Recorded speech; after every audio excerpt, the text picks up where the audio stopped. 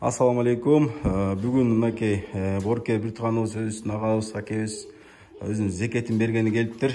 Азыр биз ушул 100 000 сом алып келди акебиз. 12 үй бүлөгө иншаллах 8 000 сомдон бөлүп берип атышат. Зекетиңиздерди Аллах кабыл кылсын. Амин, амин. Аллах разы болсын.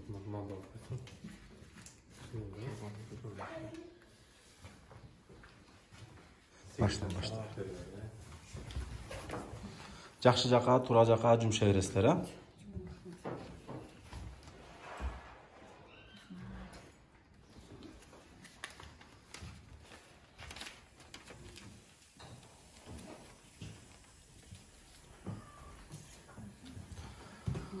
Аллах зекетиңиздерди кабыл кылсын, жашооңуздарга береке берсин. Мынакей бул үлгү болсун.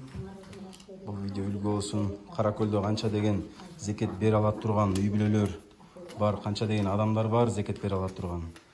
Зекет алат турган адамдар абдан көп. Ошончо зекет бере турган адамдарга айтат элем, сиздердин акчаңыздар, бизнесиңиздер бир 300 000 сомго жеткен болсо, ошо 300 000 сомдон кемибей, жылына кемибей соода кылып жүргөн болсоңуздар, ошо 300 000 сомдон 2,5% чыгарып, жыл сайын зекет берип турсаңыздар, бул абдан жакшы. Бул сиздер Аллах айткан нерсеге амал кылганыңыздар болот. Аллахтан өзүңүздөр соогун аласыздар иншаллах. Аке ушинтип жакшы иштерди кылса болот.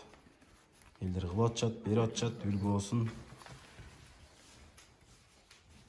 Аллах разы болсун.